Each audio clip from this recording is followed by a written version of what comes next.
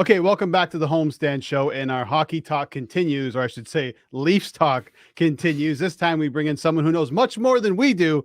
That's Ryan Paton. He's the host of Hot Stove on Sirius XM NHL and co-host of the Pucks in 7 podcast. Ryan, obviously, we've been talking a lot about the Leafs and what happened last night. Why is that? Why is that? Yeah, why is that? Another collapse by this team. We're trying to figure out why the Leafs stars or the core four failed to show up once again. What's your take on that? Yeah, you know what? It's frustrating and it makes no sense. This is something that happens every single time Toronto gets into the postseason. The four disappear. And even in Tampa, I mean, they did okay in that series, but they weren't dominant. And I even heard some stuff last night about, oh, maybe Austin Matthews is hurting. He looked a little bit off last night. Well, it doesn't matter. Everybody is hurt in this day and age of the postseason, all the 8 teams left. But for William Nylander not to do anything, their captain as well, I don't put as much focus on their captain, John Tavares, outside of Matthews and Marner and Nylander, because I do think that there is still that hustle with Tavares, but I just don't see it with Marner. I don't see it with Matthews. I don't see it with Nylander. They're giving the puck up so often, and it makes no sense. I wish I had an answer as to why, because you can have a great 82-game season, which these guys do year in and year out, but it doesn't matter. Nothing of the 82 matters until you perform in the postseason. And there's no discussion that's going to be positive about this team and about this core four unless they win. I don't even care that they won the series last series. That's great. Good for you. You won the first time in 19 years. That's fine. It means nothing. If you get swept, it means absolutely nothing. Even if you win one game, I think it means absolutely nothing. So I wish I had the answer. They're too talented to be this bad in the postseason. I don't get it. Yeah, Sharms, it's tough to quantify, put numbers behind why a player like Mitch Marner played the way that he did, right? Yeah, I mean, listen, there's no metric to judge grit and desperation, right? There's no desperation with this team right now. That's what I see from it once again. And I think, Ryan, you made some good points there about the Tampa series. Yeah, the points were there. You know, they all got points, but the team didn't play well. In the majority of that series, they found a way, and they got some lucky bounces, finally, which is great. But it all means nothing. If they get swept, and it'd be so typical of this team to put in 2 really great performances, you get back in this series, and then lose in 6 games, that'd be so typical. And it will give management an excuse to bring it back again, right? But, I mean, if they get swept, that Tampa series does mean nothing at all. And at that point, surely there's going to be some transformative changes within that club. Yeah, there's going to be tons. And you mentioned Tampa. Remember, they won 3 games on the road in overtime, okay, in Tampa. So if the puck went to Tampa's way just once or twice or 3 times, we wouldn't be talking about this. We would be talking about, oh, the Leafs once again failed to make it out of the first round, and they failed to beat a team like Tampa Bay. Tampa Bay could have won that series. John Cooper said after, look, for the most part, I think people think that we, Tampa, played better than Toronto, and we had a chance to win the series. But you're right, James. The bounces finally went to Toronto and went their way. But this is just unfathomable to me.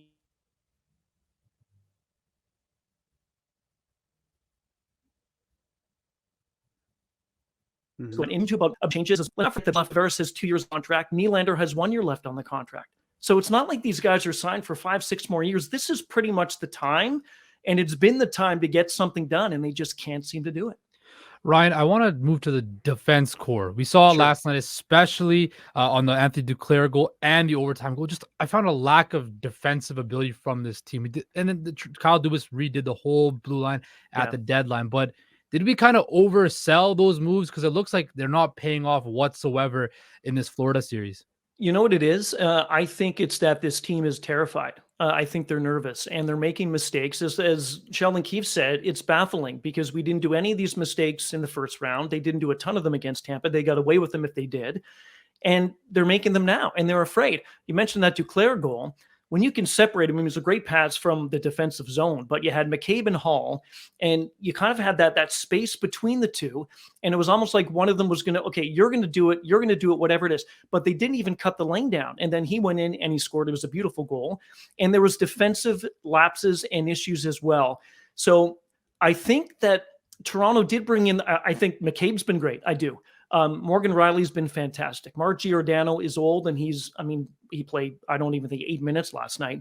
So he's going to be done after this season. Justin Hall is a liability. So on the defensive side of things, they could have done more, But Kyle Dubas didn't think they needed to, because you know what? He thought, like I think everybody else did, that Toronto as an offensive team can play with pretty much anybody in the league. And they can, but they just can't do it in the postseason. So I'm with you. Defensive lapses and also the whole icing thing too in overtime. How many icings were there consecutive for Toronto? You just knew it was going to happen. I think there was 4 or 5 in the first 2-3 minutes of the overtime. And I thought, it's going to come back to bite them. You can't get the puck out of your zone the way you're supposed to. Those are fundamentals, and Toronto just not executing.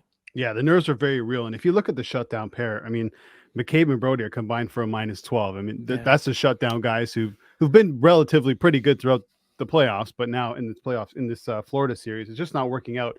Not much talk about Sheldon Keefe, a lot on the players right now, but what have you thought of his in-game management? I think it's been okay. What I did think there was a bit of an issue early on with John Cooper in the Tampa Bay series, and I don't think many coaches can match Cooper in the first couple of games, because John Cooper to me is just a genius. He really is. I know he's won 2 of the last 3 cups with Tampa, all that stuff, but he's a really good coach. And he stands behind the bench, and I'm fascinated by him all the time, because he doesn't look like he's doing anything, but he's always watching. And I think Sheldon Keefe didn't match the lines as well in Tampa in the first couple of games. Then he adjusted. The problem with Toronto is that he's still trying to figure out who can play with who. And this is May. You're into round 2. I understand you've had some injuries. Matthew Knives, that was a big one for me. I mean, the kid's great. He's going to be fantastic. That was too bad to see. But if you're trying to find what lines work, and if you're trying to find what lines match up the best against the opposition at this time as well, that to me is a major concern. But I'll be honest with you, and I'm a firm believer in this when it comes to sports. You can put any coach behind the bench. You put any coach behind the bench in Tampa, and more than likely, if the 4 of us ended up going at some point, we'd win a few games because Tampa's pretty good. Same thing with Toronto. But this is not Sheldon Keefe's fault. It is not. But if Toronto does get swept, or if they lose, whatever it is, he'll be on the hot seat. It's never the players in Toronto. Never moves are made with the players in Toronto. But I certainly don't feel that this is all Sheldon Keefe's doing. It's simply a lack of structure and commitment, to be quite honest with you, and a lack of effort by the Maple Leafs on the ice. Yeah, I think it comes down to the players, the core. I mean, does. you can point fingers at Kyle Dubas too, but when he made those moves at the deadline, no one said they were bad moves. They all made complete sense.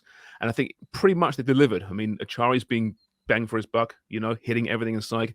McKay playing well. Shen's been fantastic. We know that. Lafferty to a lesser extent, but really good yesterday. What is Kyle Dubas thinking right now? I mean, he cuts a really angry, forlorn figure in the press box. He looks so frustrated, thinking, man, what does it take? I mean, if I could read his mind, I'm thinking he's thinking to himself, why can't these boys just play hard and play desperate when they have to play hard and play desperate? Because I'm not seeing it. And I've been so loyal to these players from day one. That's I think what he's thinking right now. Yeah, and he's probably using some words, James, that aren't as clean as yours, to be honest. I mean, he's throwing water bottles. He's yelling at the fans in Tampa, all this type of nonsense. Look, there's so much pressure on him. I firmly do believe that, again, Kyle Dubas, if something happens to Toronto and they don't make it through, then he more than likely will be gone. Do I think he should? I don't think so, because he has basically mortgaged his job with this team this year. He brought in, as you said, Achari and Lafferty. Ryan O'Reilly was a great pickup, McCabe as well. And it's not like he was giving up pieces from the farm. He was giving up draft picks, which he never does, and he's never done before, because this is the last year of his contract. He's a free agent as well. So he knows what's at stake here, not just with the team to win, but also his job. What's going through his mind is, why can't these guys do the fundamentals? And the two things, too, I talked about the icings. The other fundamental that you're taught, guys, when you play hockey, when you're very young, is turning the puck over. The amount of turnovers that the Maple Leafs had last night, and they've had in the first few games, just defies logic. It's the simplest thing to practice, but it's not the simplest thing to execute for Toronto. So Dubas is on the hot seat. He's feeling it. I certainly don't want to be around him in the press box next game if they lose, especially Jason Spezza, who's just beside him all the time. Watch out, Spetz. Watch out. Ryan, when you look at the other Canadian team, Edmonton, their 2 superstars have shown up, especially Leon Draisaitl. Now, is it because their games are more catered to the playoffs, or like you've mentioned, just simply their mentality is a lot better and a lot tougher for the playoffs as compared to the Leafs' best players in Marner and Matthews? I think it's more of the mentality. And I'm glad you mentioned that about Leon and McDavid and Edmonton. Even the other stars on the other teams. Look what the Devils have done the last little bit. Jack Hughes, he's a star. He's performing, and they did. He with his brother last night. Seattle doesn't have a superstar, but they have a lot of good players, and they show up pretty much every single night. They're up 2-1 in that series. Mark Stone, when healthy for Vegas, he's showing up, and he's unhealthy yet he's doing it. So to me, it is a different mentality, and I'm a believer as well in the whole mental aspect of life and sports. I think the last number of years have really gotten to not just fans, but they've gotten to the Maple Leafs, because the disappointment that they've had of not being able to get out of the first round has really affected them. You have Leon Draisaitl and Connor McDavid. Last year, they beat LA in the first round, so they were able to do that. They've had more success, even though they haven't been to as many playoffs in the last few seasons as Toronto has with the amount of times they've been to the postseason. And it's also just the whole maturity thing. Like, if you guys want to be considered superstars, well, then do something. Do something every night. You may not be able to get 2 goals, 3 goals, whatever it is, like Draisaitl and McDavid, but at least put the effort in. Try to create. And the Leafs right now, especially the core 4, they're playing not to lose. There's a big difference between playing to win and playing not to lose. And when you play not to lose, you get very hesitant. So it's hard to see Edmonton. It's good to see Edmonton doing what they're doing, and it's great how they rebounded the last game. But you just wish that mentality and the effort, the physical, the mental, translated to Toronto, but it doesn't. Man, Ryan, you're preaching right now. You're preaching to the right people. I can keep going if you want. Unfortunately, we're out of time, but definitely let's do this again, please.